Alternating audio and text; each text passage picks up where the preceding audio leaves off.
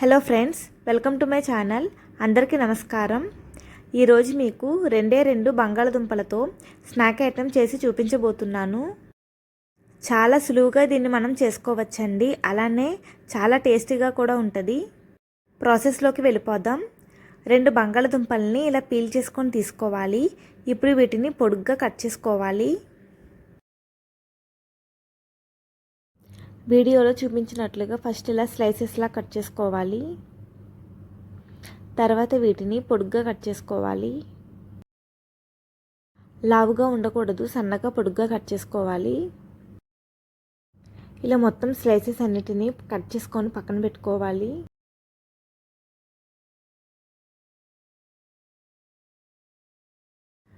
ఇప్పుడు వీటిని వాటర్లో 2 మినిట్స్ పాటు ఉంచి స్ట్రెయిన్ చేసుకోవాలి. వెజిటేబుల్ స్నాక్ ఐటమ్స్ ఏమైనా చేయాలి అంటే ముందుగా గుర్తొచ్చేది పొటాటో మాత్రమే. నాకైతే పొటాటోస్ ఎంత తిన్నా బోరు కొట్టదు. వీటిని స్ట్రెయిన్ చేసేసుకొని తడారేక డైరెక్ట్గా ఇలా ఫ్రై చేసుకొని కూడా తినేయచ్చు. కరకరలాడుతూ చాలా బాగుంటుంది. చూడండి, వీటన్నిటిని అయితే స్ట్రెయిన్ చేసేసుకోవాలి. ఏదైనా క్లాత్లో కానీ లేదైనా టిష్యూలో కానీ వేసి మొత్తం వాటర్ అంతా పోయేంత వరకు ఉంచాలి. చూడండి, ఇలా మొత్తం డ్రై అయిపోయి పొడి పొడిగా వచ్చేటట్లు ఉండాలి. ఇప్పుడు వీటన్నిటిని ఒక బౌల్లోకి తీసుకోవాలి. ఇప్పుడు ఇందులో టేస్ట్ కోసం చిటికెడు పసుపు, 1 టీ స్పూన్ సాల్ట్, అలానే 1 teaspoon red chilli powder వేసుకోవాలి. బైండింగ్ కోసం ఏదైనా ఫ్లోర్ యూస్ చేసుకోవాలి. ఇక్కడ నేను మైదా పిండి అయితే యూస్ చేస్తున్నాను. మైదా ప్లేస్లో మీరు కార్న్ఫ్లోర్ కానీ లేదా శనగపిండి కానీ రెండిట్లో ఏదైనా యూస్ చేసుకోవచ్చు. అంతే అండి, ఇంకేమీ వేయనవసరం లేదు. వీటన్నిటిని బాగా కలిపేసుకోవాలి. ఉప్పు, కారము పిండి పీసెస్కి పట్టడానికి 1 టేబుల్ స్పూన్ ఆయిల్ యాడ్ చేస్తున్నాను. చూడండి, వీటన్నిటిని బాగా కలుపుకున్నాక చాలా లైట్గా వాటర్ యాడ్ చేసుకోవాలి. కొంచెం ముద్దలా ఫామ్ అవ్వడానికి మాత్రమే వాటర్ యాడ్ చేస్తున్నాను. చూడండి, వీడియోలో చూపించిన విధంగా కన్సిస్టెన్సీ ఇలా ఉండాలి. 1½ టేబుల్ స్పూన్ మైదాని అయితే యూస్ చేశానండి. మీరు తీసుకునే క్వాంటిటీని బట్టి మైదాని యాడ్ చేసుకోవాలి. కన్సిస్టెన్సీ మాత్రం ఇలా వచ్చేటట్లు చూసుకోండి.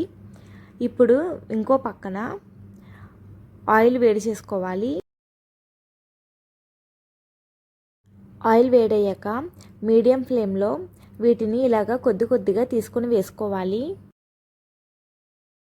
మీడియం ఫ్లేమ్లో మాత్రమే వీటిని ఫ్రై చేసుకోవాలి, లేదంటే బాగా నల్లగా వచ్చి కొంచెం చేదుగా అనిపిస్తుంది. ఇలా మొత్తం ఆయిల్లో ఎన్ని పడతాయో అన్ని వేసుకొని వెంటనే గరిటె పెట్టకుండా 2 మినిట్స్ అలా వదిలేయాలి. ఒక సైడ్ కొంచెం ఫ్రై అయ్యాక వీటిని రెండో వైపుకి టర్న్ చేసుకోవాలి. 2 సైడ్స్ కూడా మంచి కలర్ వచ్చేంత వరకు ఫ్రై చేసుకొని ప్లేట్లోకి తీసుకోవాలి. ఆయిల్ కూడా మరీ ఎక్కువ పీల్చుకోదండి. క్రిస్పీగా కరకరలాడుతూ టేస్ట్ మాత్రం సూపర్ ఉంటుందండి. చూడండి, ఇవి 2 సైడ్స్ కూడా ఫ్రై అయిపోయాయి. ఇప్పుడు వీటిని ప్లేట్లోకి తీసుకోవాలి. ఇంకొద్దిగా ఉండిపోయిందండి. ఇదే ప్రాసెస్లో దాన్ని కూడా ఫ్రై చేసేసుకోవాలి. చాలా ఈజీ ప్రాసెస్ కదండి. మనం కష్టపడ్డాము అంటే పొటాటోస్ని సన్నగా కట్ చేసుకోవడంలో కొద్దిగా కష్టపడాలి, అంతకుమించి ఏమీ లేదు ఇందులో. బయట పొటాటో చిప్స్ అవి ఇవి కొనుక్కొని తింటాము. కొద్దిగా ఓపిక చేసుకొని ఇంట్లోనే వండి పెట్టి పిల్లలకి పెడితే వాళ్ళ హెల్త్ కూడా పాడవకుండా ఉంటుంది. చూడండి, ఇవి కూడా ఫ్రై అయిపోయాయి. వీటిని కూడా ప్లేట్లోకి తీసేసుకుందాం. నా వీడియోస్ చూస్తూ ఎవరైనా ఛానల్ని ఇంకా సబ్స్క్రైబ్ చేసుకోకపోతే ప్లీజ్ అండి, నా తరపున రిక్వెస్ట్, నా ఛానల్ని సబ్స్క్రైబ్ చేసుకోండి. ఇప్పుడు ఇలా చేయని వాళ్ళు ఉంటే ఒకసారి ట్రై చేయండి. మళ్ళీ మీరే చేసుకుని తింటారు. వేడివేడిగా వీటిని తింటే ఇంకా టేస్టీగా అనిపిస్తాయి. టొమాటో కెచప్లో కూడా డిప్ చేసుకొని తింటే ఇంకా బాగుంటాయి. ఇంకా స్పైసీగా కావాలి అనుకుంటే ఒక 4 పచ్చిమిరపకాయలు ఇదే ఆయిల్లో ఫ్రై చేసేసుకోండి. అలానే కొద్దిగా కరివేపాకు కూడా ఫ్రై చేసుకొని వీటితో పాటు మిక్స్ చేసుకొని తినండి, బాగుంటుంది. ఇంకొక రెసిపీతో మళ్ళీ కలుస్తాను. Thanks for watching. బాయ్.